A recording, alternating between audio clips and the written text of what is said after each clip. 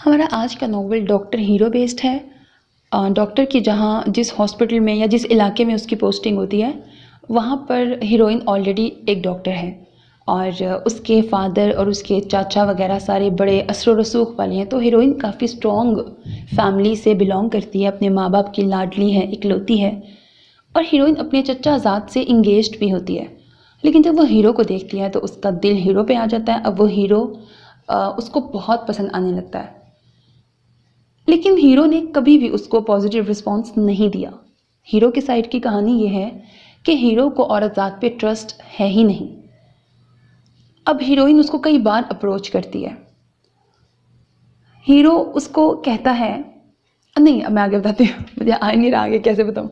Heroine उसको कई बार approach करती है और वो उसको इवन इनिशिएटिव लेके कह देती है हीरो को। तो वो उसको कहती है कि मैं तुम्हारे साथ शादी करना चाहती हूँ, मैं तुम्हारे साथ रहना चाहती हूँ। तो हीरो उसकी बात पे हंसता है और वो कहता है कि ये सब मेरी लाइफ में पहले हो चुका है।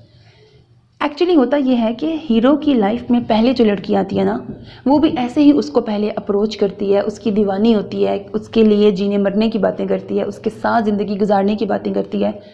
तो हीरो उसको आजमाने के लिए उसको अपने बारे में एक ऐसी बात कहता है जो एक्चुअली में उसमें नहीं होती। लेकिन वो हीरोइन उसके बावजूद कहती है कि मैं फिर भी तुमसे शादी करूँगी, तुम्हारे साथ रहूँगी।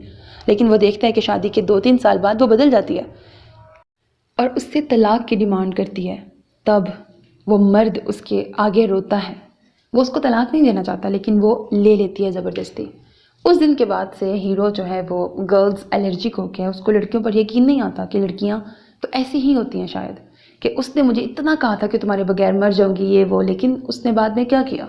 तो अब जब हीरोइन उसके लिए इतनी अपना कहती है, सिंसेरिटीज़ दिखाती है, तो उसको उस पर यकीन नहीं आता।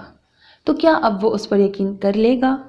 और हाँ, ये तो बता देती हूँ कि नॉवल की ऑफ कोर्स हैप्पी एंडिंग ही है, क्योंकि आपको हैप्पी एंडिंग नॉवेल्स ही पसंद है और मैं वही आपके लिए लाती हूँ, कोशिश करती हूँ।